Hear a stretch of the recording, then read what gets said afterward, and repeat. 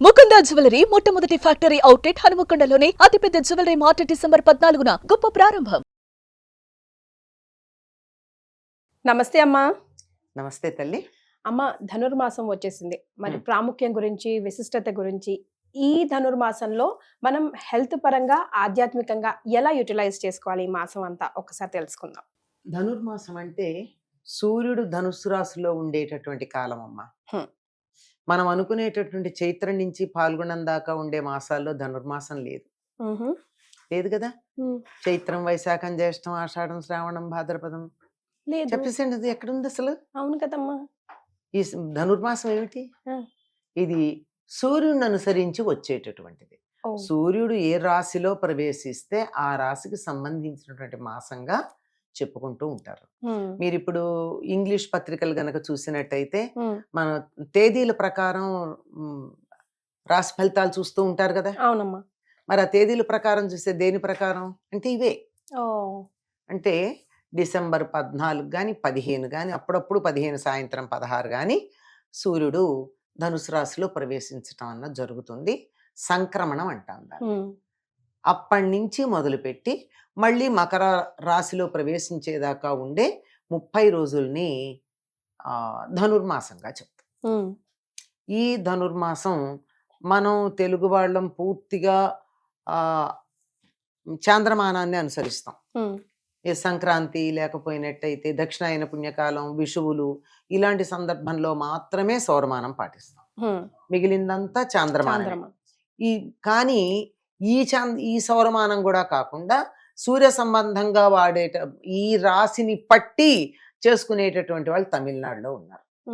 అందుకని తమిళనాడులో వీళ్ళందరూ దీన్ని ధనుర్మాసం అంటారు. ఇంకా ఏమంటారంటే మార్గళి అంటారు. మనకి మార్గళి అంటే మార్గశీర్ష మాసం. మార్గశిర మాసం మొదలయ్యేటప్పుడు వాళ్ళకేమిటి, పౌర్ణమి నుంచి మొదలవుతుంది నెల. మనకు అమావాస్య మర్నాటి నుంచి మొదలైతే వాళ్ళకి పౌర్ణమి మర్నాటి నుంచి మొదలవుతుంది. అందుకని అప్పటి నుంచి చేసుకునేటటువంటి 30 రోజుల్ని మనం ధనుర్మాసం అంటున్నాం. వాళ్ళు మార్గళి అంటారు. ఇంకా తేలిగ్గా ఈ పేర్లు కూడా లేకుండా ఆ నెలంతా చేసేటటువంటి పని ఏదైతే ఉందో ఆ పేరుతో పిలిచేసుకుంటారు. ఏమని, తిరుప్పావై వచ్చిందండి అంటారు.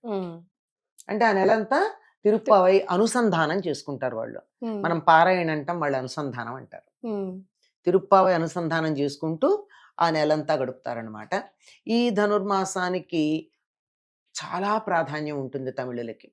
ఎందుకంటే ఆళ్వారులలో ఒకతే అయినటువంటి గోదాదేవి, ఆవిడొక్కతే స్త్రీ ఆళ్వారు, మిగిలిన 11 మంది పురుషులు. ఈ ఆళ్వారుల్లో ఒకతైనటువంటి గోదాదేవి తమిళ దేశంలో పుట్టింది. వాళ్ళ నాన్న అంటే పెంచిన తండ్రి విష్ణుచిత్రుడు కూడా అక్కడ పుట్టినవాడే. ఎక్కువ మంది ఆళ్వార్లంతా తమిళ ప్రాంతంలో జన్మించినటువంటి వాళ్ళే. వీళ్ళందరూ కూడా 12 మంది ఆళ్వార్లు తమిళ ప్రాంతంలోనే జన్మించారు. కనుక వాళ్ళకి ఇదంతా చాలా ప్రధానమైనటువంటి మాసంగా పరిగణిస్తారు. ఇక ఈ ధనుర్మాసం ప్రారంభమైనటువంటి రోజు నుంచి ప్రతిరోజు కూడా తెల్లవారుజామున లేచి, ఎన్నింటికైనా చెప్పని మీరు లెక్కేసుకోండి, తెల్లవారుజామున లేచి స్నానం చేసి ఈ లోపల తులసి దగ్గర వంటే అదే దేవుడి గది వీటన్నిటిని శుభ్రం చేసుకుని గోదారంగనాథులకి పూజ చేసి, పూజంతా అయిన తర్వాత తులసి దగ్గర దీపం పెట్టి నక్షత్రాలకు నమస్కారం చేస్తారు. అంటే దీన్ని బట్టి ఎన్నింటికి లేస్తారో మనం లెక్క వేసేసుకోవచ్చు. అంతే కదా. ఇంకా సూర్యుడు రాకమునిపే అయిపోవాలి తులసి దగ్గర దీపం పెట్టడం కూడా. తులసి దీపానికి చాలా ప్రాధాన్యం ఉంది ఈ ధనుర్మాసంలో. ఎందుకు తులసి దగ్గర దీపం పెడతారంటే గోదాదేవి లభించింది తులసి తోటలో. మాతా చే తులసి పితా యది తవ శ్రీ విష్ణు చిత్తో మహాన్ అని చెప్తారు.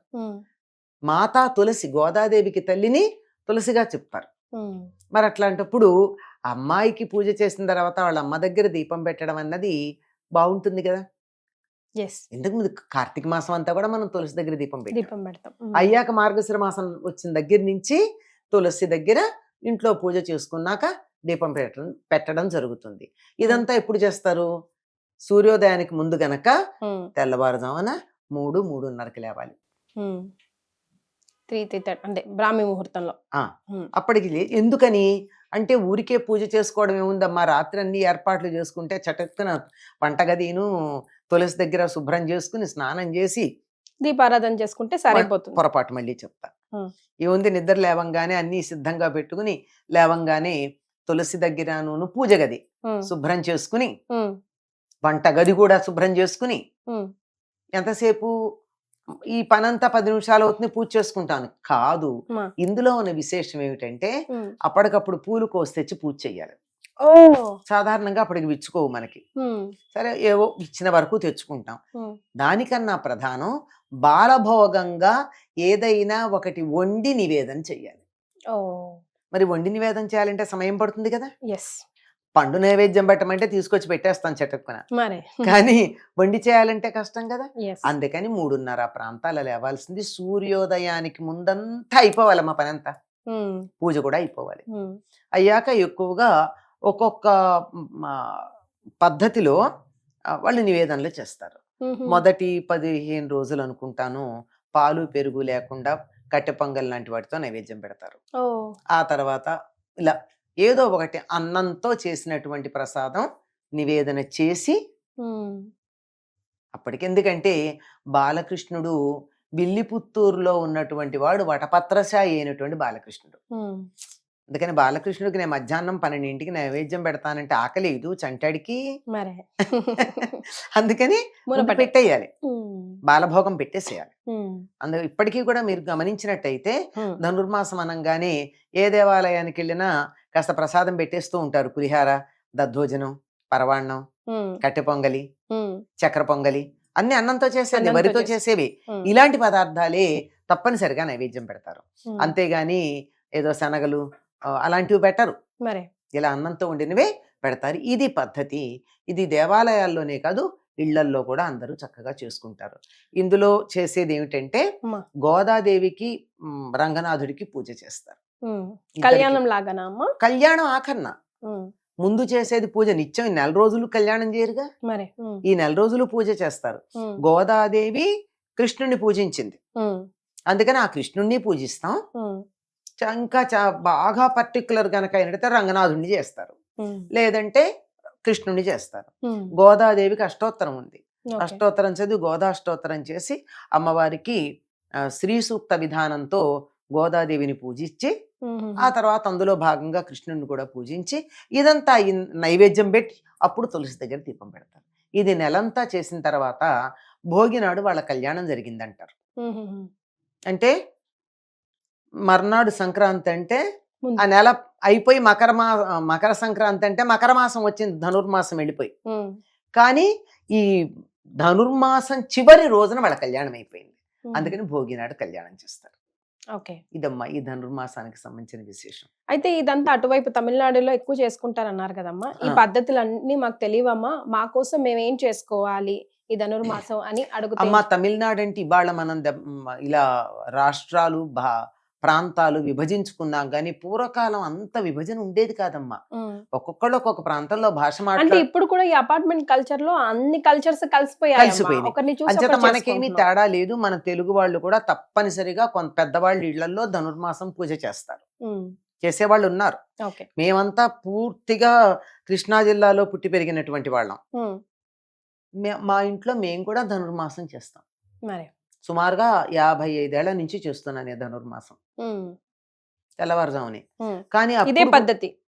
ఏంటి మా గురువు గారు ఒక పద్ధతి ఇచ్చారు ఎట్లా చేసుకోవాలని. ఓకే. అంటే ఆయన ఇచ్చి కూడా 52 53 ఏళ్ళు అయింది. ఓకే. అంతకు ముందు నుంచి చేసేవాళ్ళం. ఏమంటే వారు మాకు చక్కగా శ్రీ సూక్త విధానంతో గోదాదేవి పూజా విధానం ఇచ్చారు. ఓకే. ఆ విధానం ప్రకారం గోదాదేవికి పూజ చేసి అందులో భాగంగానే కృష్ణుడికి కూడా పూజ చేసి నివేదన చేసి తులసి దగ్గర దీపం పెట్టి సాయంకాలం గోదా వైభవం అని వారే రాసినటువంటి గ్రంథం మేము చదువుకుంటాం. ఓకే. అంటే 30 రోజులు గోదాదేవి అనుభవం ఎట్లా ఉంది. ఉం. మొదటి రోజు కృష్ణుణ్ణి చూసి దగ్గరికి వెళ్ళడానికి భయపడింది, ఉం. విగ్రహం అని ఉం. ఇష్టం ఉంది, మరి దగ్గరికి వెళ్ళడానికి భయపడింది. అలా క్రమక్రమంగా మార్పు వచ్చి చివరికి కృష్ణుడిలో ఐక్యమైపోయింది. రంగనాథుడిలో ఉం. ఆయన్ని కలుసుకోవడమే కదా ఆయనలో ఐక్యమైపోవటం ఎంత అయింది. అంటే ఈ భౌతికమైనటువంటి శరీరాన్ని వదిలి జ్యోతి స్వరూపంగా మారి ఆ స్వామిలో కలిసిపోయేటట్టుగా చేయడానికి కలిగిన సాధన ఏదైతే ఉందో ఈ సాధనా క్రమం అంతా 30 రోజుల్లో గోదాదేవి యొక్క పరిణామం ఎలా ఉన్నది, ఆధ్యాత్మిక పరిణామం అన్నదాన్ని రాశారు. 30, 31, 32 పద్యాలు ఉంటాయి ఒక్కొక్క దాంట్లో. ప్రతిరోజు సాయంత్రం అది మేము చదువుకుంటాం. ఓకే, ఇది అయితే ఇది రాకముందు చాలా మంది ఇళ్లలో అందరికీ తెలియదు కదా ఈ గోదా వైభవం అనేది ఒకటి ఉన్నది అని. మామూలుగా అయితే అందరూ ఉదయం పూట గోదాదేవి రచించినటువంటి తిరుప్పావైలో ఒక పాసురం చదువుతారు. ఆవిడ రోజు కూడా తెల్లవారుజామున స్నానం చేసి, ఈవిడ చారిత్రక వ్యక్తి, కల్పన కాదు, ఉన్నది. తెల్లవారుజామున స్నానం చేసి కొలంలో కూడా స్నానం చేసి చెలులందరినీ పిలుచుకుని ఆ కొలంలో ఉన్న కలువ పూలు, అప్పటికి ఇంకా తామరలు విచ్చుకో, అందుకని కలువ పూలు తీసి, తెల్లారుజాము కదా, కలువ పూలు తీసి దండలల్లి తన మెడలో పెట్టుకుని బాగున్నాయి లేదో చూసి బాగున్నవి తీసుకెళ్లి స్వామివారికి ఇచ్చి అలా అర్చన చేసుకున్నది అనమాట.